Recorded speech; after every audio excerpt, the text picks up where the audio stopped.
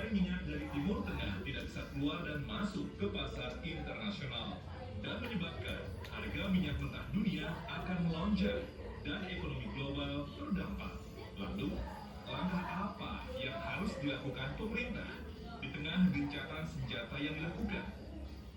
Dan sikap politik seperti apa yang harus digaungkan oleh Indonesia? Serta, benarkah Indonesia tidak terhempas ledakan konflik di Timur Tengah?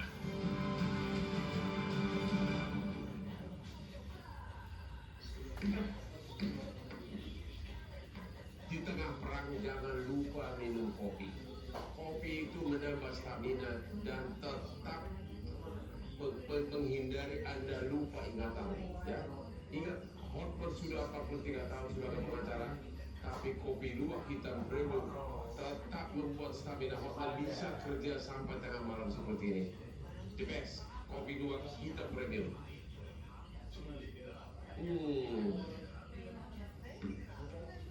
Bapak Hasbullah Sandrawi, terlambat Pak ya, macet ya Pak.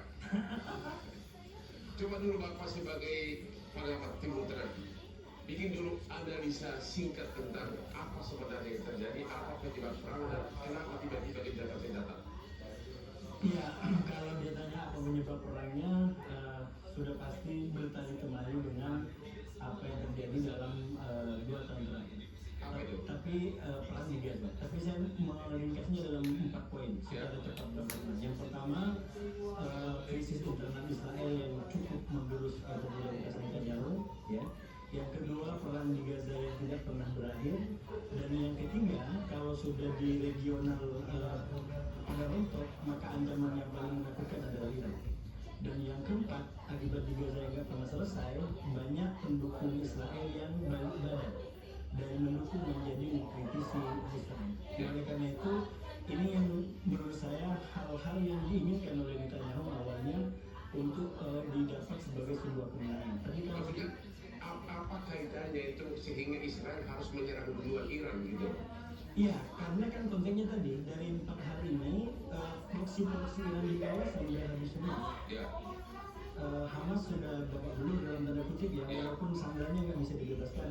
Hizbullah sudah terdetektif dengan berbagai macam hal. Ada kesepakatan dengan para pihak, termasuk dengan Lebanon. Ya. Awalnya Hizbullah ini kan negara dalam negara. Ya. Dia bukan negara, tapi dia bekerja lebih daripada sebagai negara. Tapi gara-gara konflik terakhir, Hizbullah dijinakkan dengan berbagai macam kesepakatan, termasuk menegakkan sistem negara yang ideal di Lebanon. Ya. Nah, oleh karena itu, dengan pertimbangan 4 hal tadi, sebenarnya Netanyahu ingin mengamankan 4 hal sekaligus tadi. Ya. Tapi sepertinya kalau dilihat dari perkembangan hari ini, 4 hal itu justru bukan memberikan kebaikan bagi Netanyahu, tapi justru menjadi ancaman baru. Karena dari 4 ini justru berbalik arah menjadi merugikan Netanyahu. Jadi bukan penyebabnya adalah untuk menghancurkan itu dengan Iran. Ya itu ancaman itu faktor utama. Ancaman yang paling kuat yang dijadikan sebagai alibi adalah isu nuklir. Ya, tapi memang ada itu. Kalau menggunakan data-data yang sudah ada kan sebenarnya Presiden Trump juga diberikan laporan tidak ada. Tapi saya melihat ya ini kan banyak hal, banyak faktor, banyak kondisi. Ya. Termasuk koalisinya Trump, koalisinya Netanyahu di Israel, terutama dubesnya Amerika yang ada di Israel yang saya sebut sampai menggunakan bahasa abad pertengahan itu berarti Trump bisa turun gunung. Tuanku ada presiden yang paling bersejarah, ini kesempatan umum untuk blok yang paling besar dari Israel. Dan itulah kemudian keputusan yang diambil pada tanggal 22 Juni dengan melancarkan juga serangan. Apa yang didapat oleh Israel dengan situasi terakhir ini? Kemenangan kah? Atau kerugian atau apa? Kalau mau dibaca fair, Bang Hotman ya, kalau kemenangan itu kan bisa diukur berdasarkan tujuan tercapai atau enggak. Justru dari kedua negara ini tujuannya nggak tercapai. Tujuannya Nggak tercapai. Kalaupun ini kemenangan yang sifatnya adalah citra, persepsi secara politik. Mungkin Iran tidak betul-betul menang, tapi karena dia di underestimate oleh Israel terutama dan mampu bertahan sampai di last minute. Last minute itu maksudnya jam 7 kurang 5 menit itu Iran masih hancur-hancuran dengan roketnya dan Israel betul-betul kelabakan. Israel kelabakan, Ibu Koni. Sebenarnya ini gencatan-senjata benaran atau ada apa sih? Kok lagi digempur harus digebukin sama Amerika, tapi tiba-tiba kita Amerika yang menjalankan gencatan senjata. Ada itu? Menurut saya sih ada banyak pengaruh ya. Pertama mungkin ada keterkejutan satu sisi, tapi yang kedua keterkejutan dari reaksi Iran yang begitu masif, begitu agresif. Ya. Yang kedua yang paling berpengaruh menurut saya adalah statement dari Presiden Putin. Ketika Presiden Putin menyatakan bahwa dia akan ikut campur, oh itu pasti berpikir keras. Karena kalau sampai Rusia itu komit untuk membantu Iran seperti pernyataannya ya, oleh Presiden Putin bahwa dia itu akan melawan siapapun negara kawan dan negara sahabat, kira-kira demikian. Maka ini hitung-hitungan pasti panjang karena kalau itu yang dijadikan oleh Presiden Putin, artinya Iran akan berbanyak sekali mendapat dukungan. Mungkin yang paling penting buat saya adalah bukan saja dukungan persenjataan atau militer, rudal, sistem rudal, tapi juga yang paling penting mungkin sistem intelijen. Intelijen Rusia itu sudah sangat berarti canggih ya. FSB kita bisa lihat lah dalam perang panjang Ukraina Rusia kali ini saja. Kenapa prediksi orang Rusia akan fall apart nggak terjadi karena kekuatan. Jadi menurut Ibu karena Amerika merasa perlu gencatan senjata karena akan lebih dia melihat akan lebih kompleks dan tiba-tiba ada statement itu. Yang kedua tandanya adalah dengan kemudian Presiden Trump berpikir untuk meminta Cina, bayangkan yang selama ini Cina rivalnya, dia mau minta bantuan kan sekarang. Jadi dunia ini sedang jadi agak terbolak-balik nih sebenarnya dengan keadaan ini. Tapi kalau dibilang gencatan senjata pura-pura enggak, ini gencatan senjata yang menurut saya agak serius karena ada banyak pertimbangan yang terjadi. Ibu yakin bahwa Amerika takut sama Iran atau takut sama Rusia? Ini bukan takut Iran, takut Rusia. Ini kan masalah strategi. Bisa saja kita hitung Rusia punya apa, Iran punya apa, Amerika sendiri punya apa secara militer. Tapi persenjataan itu bukan segala-galanya. Strategi perang, bagaimana doktrin perang yang akan diaplikasikan, ya kan? Bagaimana apakah perang langsung atau tidak langsung, semua banyak pertimbangannya. Tapi apa buat Rusia sama Cina sampai harus berkorban untuk membantu Iran? Apa keuntungan bagi Rusia di sini? Oh banyak hal. Sekarang gini, pertama buat Rusia sendiri ini kalau dari ini pandangan saya, bukan pandangan kampus saya berada, saya diklaim sama kampus. Kalau pandangan saya adalah ini cara kalau saya jadi presiden Putin ini cara balas dendam dong. Kemarin lo dikerjain Barat, sekarang lo bekerjain yang kayak Balas dendam kepada Amerika dan Barat dong. Kan selama ini kan Rusia ini kan bila terjadi perang Rusia ini Ukraina kan sebenarnya dia tentang proksi kan. Nah inilah saatnya menurut saya dia bermain juga. Oh kalau kamu bisa bermain lagi, saya juga bisa bermain kira-kira kan demikian. Nah bermainnya ini kita mesti hitung apa saja.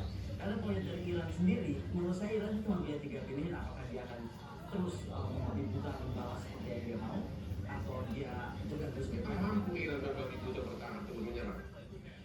Kalau udah masalah kedaulatan negara, masalah dari segi kepersediaan senjata sekarang ini mampu.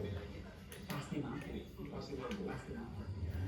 Karena sekarang saya bilang, ini kan kalau Rusia menyatakan akan membantu, tapi banyak negara juga tidak menyatakan tapi bisa membantu. Contoh Ukraina, kita tahu kok, jangan jauh Ukraina, Papua, gerakan Papua Merdeka, apa nggak ada yang bantu? Nah, jadi yang tidak membantu itu yang nggak kelihatan. Terima kasih. Kita ketemu lagi di Hot Room setelah yang berikut ini.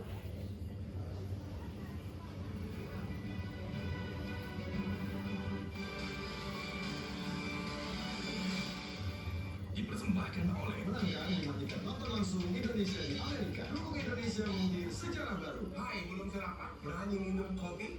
Siapa takut? Cuma 2 hitam premium kopi. Kopi kesayangan otak yang bikin perut tetap nyaman walaupun belum makan. Ayo, para peminum kopi harus coba 2 hitam baru. Kopinya Sintayong. Saksikan terus Hot-Room tiap Rabu jam 9 malam dan jangan lupa minum 2 hitam premium. Bisa katakan cuci 1.000 piring dalam 30 menit perjalanan bus. Kantaran ini dibikin oleh Saskia Vega dan Carlos Clark. Perlombaan dimulai. Wow, dengan Sunlight Runner Power sekarang usaha minyak langsung hilang. Waktu hampir habis.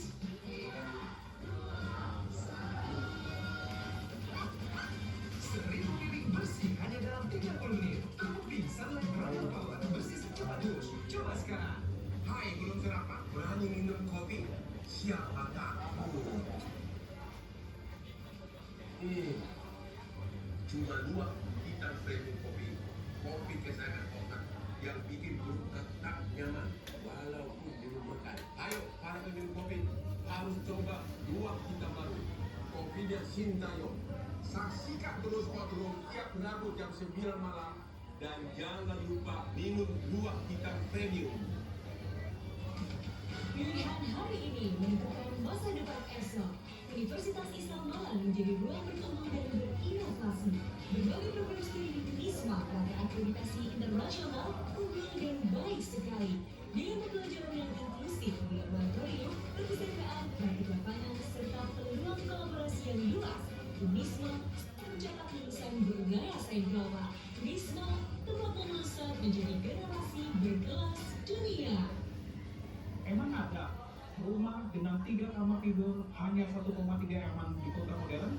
Selamat datang di Kota Modern by Modern Home. Our signature, punya 3 kamar tidur dengan nuansa asri, view danau. Terletak di puncak bisnis Kota Modern, Tangerang. Lokasi strategis dengan triple access to. Fasilitasnya lengkap, modern golf and country club, sekolah harapan bangsa, Maya pada hospital, dan modern market. Unit sangat terbatas dengan harga perdana. Segera hubungi kami. Bisakah Anda keputusan Ribu Piring dalam 30 perjalanan bus? Tantangan ini dibikin oleh Saskia Mega dan Ramos Club. Perlombaan dimulai. Wow, dengan Sunlight Runner Power, sekali usaha minyak langsung hilang. Waktu hampir habis.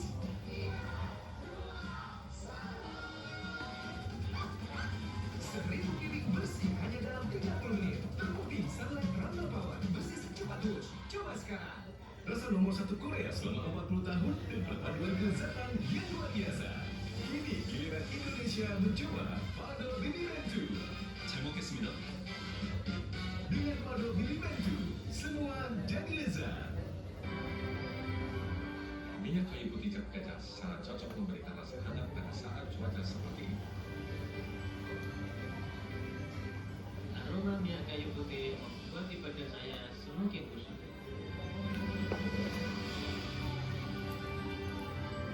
Indonesia mengukir sejarah baru.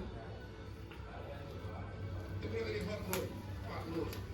Kita waktu kecil dulu suka dengar nama Persia. Itu memang Persia itu adalah nama dulu dari Iran. Pantas dia dari dulu aja aja. Punya daya tahan. Punya daya tahan. Pertanyaannya, puluhan tahun dia di embargo. 46 tahun. 46 tahun dia di embargo Iran. Tapi kok bisa bertahan? Dia dari mana? Yang pertama, sesungguhnya ketika dia transaksi dengan Cina, dia transaksi dengan Venezuela, dia transaksi dengan Korea Utara, dia transaksi dengan beberapa mitranya, Iya. maka bilateral transaction itu, transaksi bilateralnya tetap memberi daya tahan pada dia. Iya. Ah, Jadi maksudnya ekonominya kuat gitu. ekonominya kok. Jadi yang menarik adalah walaupun mereka di embargo, mereka bilang blessings, embargo is our blessing. Iya. Jadi embargo itu adalah karunia buat mereka. Kenapa itu? Karena mereka punya daya tahan, menghasilkan daya tahan. Iya. Itu yang tidak dimiliki, sorry to say, kita 68 tahun, kita kayak gini, bebas merdeka nggak karu-karuan, hasilnya begini. Tapi mereka 46 tahun ditekan habis-habisan, dia bisa bikin drone, dia punya cyber security yang hebat, gitu ya, dan dia bisa merancang bagaimana membangun pertahanan, dan yang tidak terbayangkan oleh banyak kalangan, dia bisa bangun bunker 150 meter ke bawah. Sehingga butuh B2 untuk menghajarnya bisa-bisa. Dan itu pun diperkirakan Amerika tidak akan kena sasaran. Iya. Karena sudah terlanjur dipindahkan duluan nuklirnya. Ada nuklir ya menurut Bapak? Menarik ketika baru di sini kita punya data resmi. Iya. Badan Tenaga Atom Internasional, gitu ya, itu menyatakan bahwa mereka sudah punya 46,98 kg. Iya. Dari 46,98 kg uranium itu, Iya. Iran punya potensi untuk memiliki 10 ledak nuklir di satu sisi antara 9 sampai 10. Iya. Tapi sisi lain juga dibilang ada antara 20 sampai dengan 21. Iya. Itu hanya dalam, orang bilang dalam hitungan singkat. Tapi kalau pakai Badan Energi Atom Internasional itu perhitungannya ya lebih dari 10 mereka punya itu. Nah itu yang dikhawatirkan oleh Amerika. Iya. Andai kata memang Iran betul-betul mewujudkan tenaga nuklirnya, Iya. fasilitas senjata nuklirnya, maka Iran menjadi punya daya tahan jauh lebih luar biasa. Jadi menurut Anda serangan Israel tersebut itu sebelumnya disetujui oleh Amerika? Iya, pasti. tadi sudah disebut bahwa Menteri ambasadornya Amerika di Israel, dubesnya sudah memohon. Nah, kalau saya melihatnya permohonan si dubes itu sesungguhnya nggak bisa dilihat murni soal serangan Amerika ke Iran. Dia harus dilihat dalam rangka kalahnya Trump pada perang tarif, kalahnya Trump dalam negosiasi situasi perdagangan.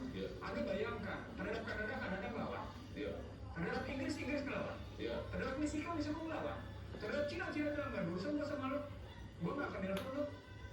Artinya sesungguhnya ketika Trump menerapkan tarif, Trump tidak berdaya juga, maka kemudian dia tunda 90 hari. Nah, bagaimana sekarang memulihkan kebijakan perekonomian yang sudah sedemikian rupa terpuruk? Karena hampir tidak ada satupun ekonomi Amerika yang mendukung posisi yang namanya kebijakan Trump, termasuk yang namanya Peterson Institute for International Economics sebagai sayap kuat dukungan Amerika. Itu tidak kamu juga mendukung, cuma bikin yang namanya kronologi tentang kebijakan Trump. Jadi dari analisa Bapak yang 46 tahun dia mampu bertahan. Kalau berlanjut perang, analisa Bapak, Israel sama Iran, Mari kita baca sekarang kekuatan sebelum sampai di Iran. Apakah Iran masih punya modal balistik yang namanya saya nggak bisa ICBM, bilangnya Interregional Ballistic Missile ICBM, karena yang punya kontinental itu Korea Utara, yang kita punya itu Cina. Iran baru sampai pada posisi kemungkinan dalam posisi kekuatannya RGM, Interregional Ballistic Missile. Nah, kemungkinan Iran untuk ini masih punya cukup sisa. Indikatornya adalah tadi ketika meteor itu membuktikan 14 ilmuwan itu dibunuh, dihajar habis. Apa poinnya? Yang namanya sumber daya terkaya Iran itu sudah berkali-kali dihajar nih, berkali-kali dihajar. Dipukul oleh sumber daya manusianya. Padahal sumber daya militernya dia dapatkan dari berbagai kalangan, termasuk dapat dari Cina, dari Rusia. Kesimpulannya kemungkinan besar akan pemenang melawan Israel. Nah, ketika pertanyaan siapa menang, pertanyaan menjadi begini. Anda ngitung pemenangan dengan ukuran apa? Karena kompleksitas Kekuatan militer tentu. belum tentu. Nggak bisa. Karena kekuatan militer bukan satu-satunya ukuran dalam perang. Jadi kita dunia militer tidak melihat bahwa kemenangan itu disebabkan oleh militer. Anda bisa saja kelihatan militer menang, tapi sesungguhnya masih ada perlawanan. Contohnya adalah bagaimana Afgan. Contohnya adalah bagaimana kemudian Amerika menyerang Irak habis-habisan. Irak menunjukkan perlawanan. Kalau memang sebegitu kuat, kenapa selama ini Iran diam aja? Kenapa nggak menyerang Israel duluan? Nggak mungkin, karena Iran dalam tekanan seluruh dunia internasional. Anda tahu bahwa yang namanya masih 31 Mei 2025, Iran masih ditekan oleh Badan Energi Atom Internasional. Itu kan nggak bisa-bisa. Dan penekanan itu mendapatkan bahwa posisi Iran itu amat sulit untuk bergerak. Duitnya untuk membuat itu modalnya itu begitu banyak dari mana gitu? Itu tadi dia dagang dengan Cina, dia dagang dengan Venezuela, dia dagang dengan Korea Utara, dia dagang dengan Rusia. Anda tahu nggak? Secara real, Iran itu membantu yang namanya Rusia dalam posisi groundnya.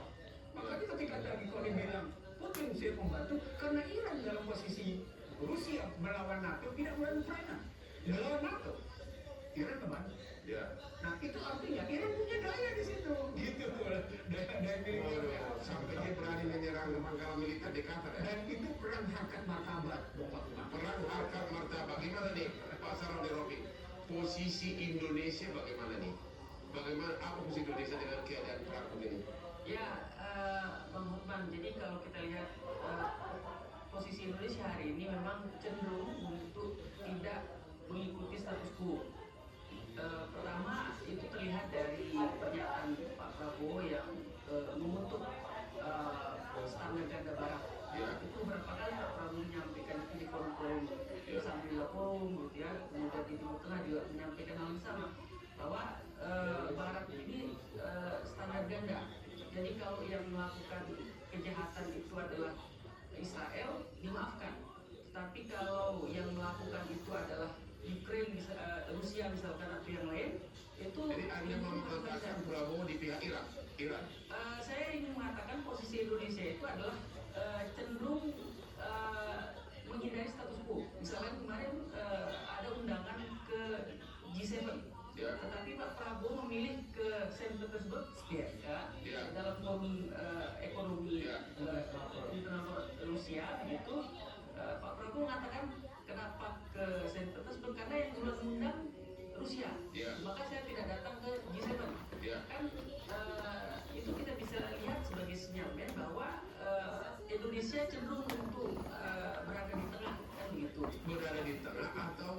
China dan Rusia. Ya, posisi kita sekarang bergabung BRICS, Bang Hotman. Ya. Tapi kita juga anggota G20.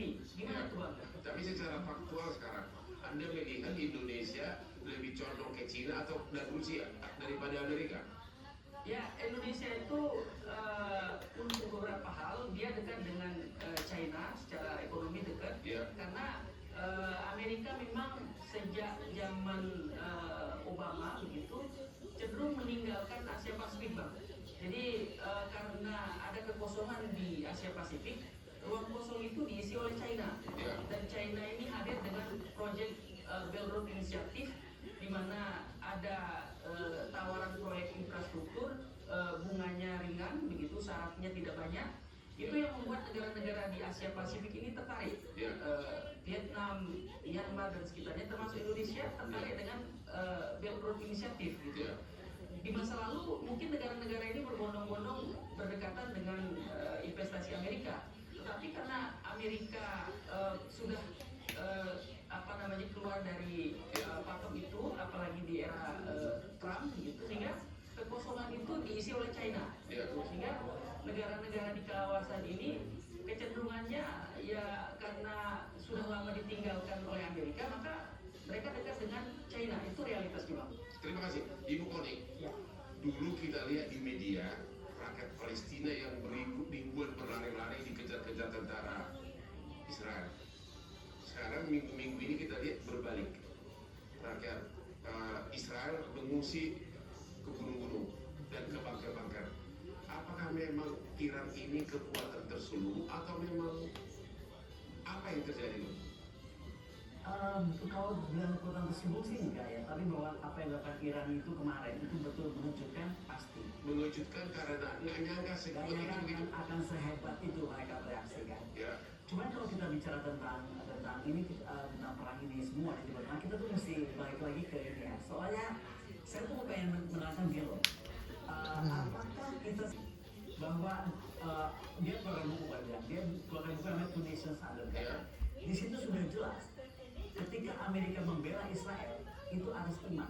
Ini bukan lagi ngomong agama, tapi Ya. iman, kepercayaan. Apakah ada terlalu banyak orang kuat Yahudi di Amerika? Bisa itu juga, tetapi pokoknya ada perasaan bahwa ini adalah menjadi perang suci. Nah, kita harus tarik ke sini, karena kalau kita biarkan, ide perang suci ini bisa berbahaya. Ya. Nah, kenapa kembali kok pertanyaan kenapa sekarang Iran itu menunjukkan? Ya, Iran sangat menunjukkan, tapi tambah lagi dari pernyataan Presiden Putin yang akan Rusia akan membantu, itu yang menunjukkan. Nah, sekarang pertanyaannya kita bahas ini kesana kemari, Indonesia mau siapa? Ya. Kalau tadi dibilang bahwa Indonesia itu status quo atau non-blok, menurut saya kita harus konsekuen dan itu akan Konsekuen kemana? konsekuen kalau mau non-blok itu mahal sekali deh. Nggak, maksudnya konsekuen memihak siapa? Bukan, konsekuen dalam bersikap polisi politik luar negerinya. Yaitu apa? Yaitu apa sekarang ini? Non-blok kan? Israel atau Irak? No. Non-blok itu yang saya mau bilang adalah it's very expensive. Ya. Misalnya dia bilang, nggak mungkin lah kita belain Israel. Kalau kita pun bela Iran, ya kan, kita udah siap belum? Oke. Dengan segala konsekuensinya, karena dampaknya akan panjang. Dan hantaman Iran ini bukan cuma masalah senjata kan, tadi disampaikan Pak Isanuddin, Ya. dampak efek globalnya itu akan besar ketika misalnya Hormuz di blok Ya. misalnya kan, itu dampaknya akan signifikan. Tapi yang kedua juga kita mesti sadar bahwa misalnya kita sekarang mengambil BRICS menjadi kendaraan untuk dekat dengan Rusia, ya kan? Mengingat double standardnya Amerika, Ya. kita dengan bantuan misalnya Presiden Putin menyatakan kepada Presiden Prabowo saat di Saint Petersburg International Forum akan membantu sampai 73 triliun pembangunan nuklir kapasiti kita. Ya. Pertanyaannya kita siap nggak? Artinya kita sudah ada di skala standarisasi, ada di blok ini. Nah, padahal untuk uranium kita tuh masih dikontrol oleh International Atomic Energy Agency yang masih tadi sampaikan Pak Nursi masih bisa juga dikontrol oleh Amerika Serikat. Apakah kita bisa bikin dengan mudah mendatangkan uranium? Ya. Tidak juga. Nah, hal ini akan membuat kita akan terbawa ke dalam hal-hal yang kita harus sangat siap secara satu. Terima kasih. Jadi kita akan diskusi berikutnya apakah memang terlalu mahal kalau kita mendukung Iran dan juga memang apakah kita siap untuk mulai membuat nuklir. Ketemu lagi di Hongkong.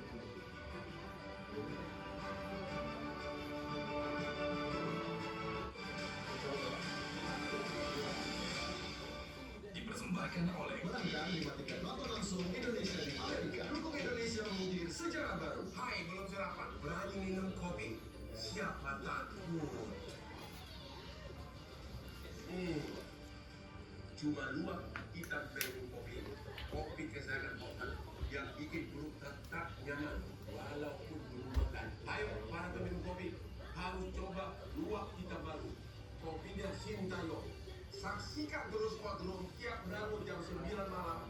Dan jangan lupa minum luak hitam premium.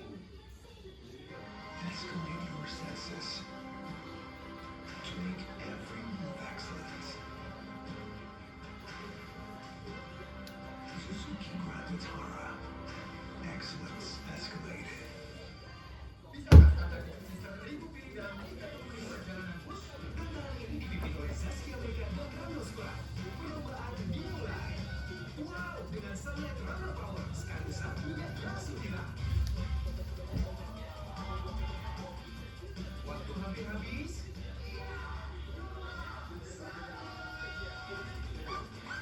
Seribu piring bersih hanya dalam 30 menit. Terbukti Sunlight Runner Power, bersih secepat lurus. Coba sekarang. Hai, belum sarapan? Berani minum kopi? Siapa takut? Cuma luak hitam premium kopi, kopi kesayangan Otan yang bikin perut tetap nyaman walaupun belum makan. Ayo para peminum kopi, harus coba luak hitam baru. Kopinya Sintayong. Saksikan terus Kodrum tiap Rabu jam 9 malam. Dan jangan lupa minum luak hitam premium. Emang ada rumah dengan 3 kamar tidur hanya 1,3 nyaman di kota modern? Selamat datang di Kota Modern by Modern Inn. Our signature, hunian 3 kamar tidur dengan nuansa asri, view danau. Terletak di pusat bisnis Kota Modern Tangerang. Lokasi strategis dengan triple access tol. Fasilitasnya lengkap, modern golf dan country club, sekolah harapan bangsa, Maya Pada Hospital, dan modern market. Unit sangat terbatas dengan harga perdana. Segera hubungi kami. Sejak 1938, nikmat itu kita mulai. Kini Smart Fresh jadi bukti tentang kualitas yang jernih, tentang hidupnya inovasi.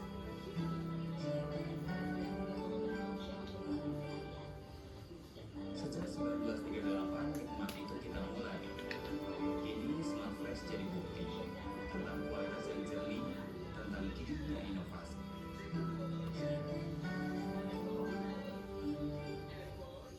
Bisakah Anda sisa 1000 pilih dalam 30 menit perjalanan bus? Getaran ini dipimpin oleh Saskia Mega dan Ramos Club. Perlombaan dimulai. Wow, dengan Sunlight Runner Power, sekali satunya langsung hilang. Waktu hampir habis.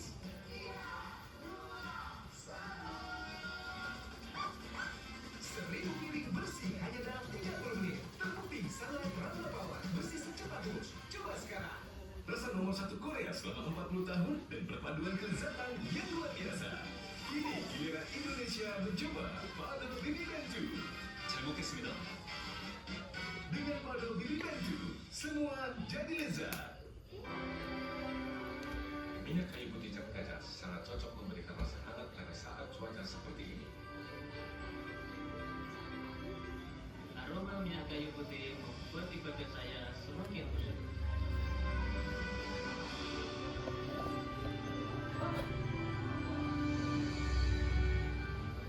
Minyak kayu putih cap gajah cocok dibuat dengan kerja. Minyak kayu putih cap gajah.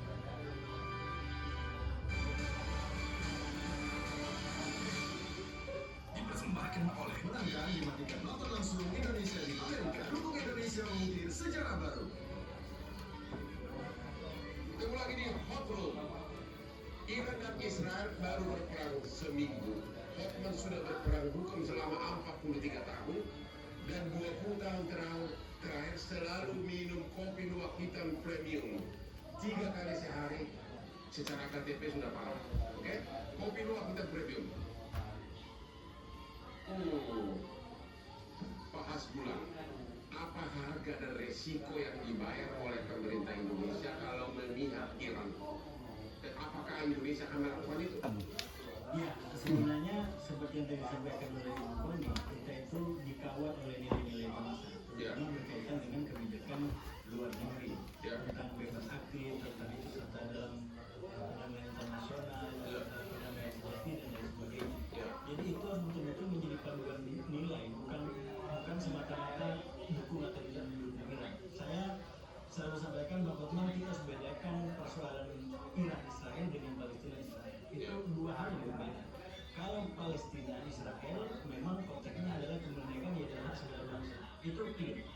soal Iran, bukan soal itu. Kita jangan campur adukan, sama-sama ini jelasnya tapi mungkin isinya berbeda.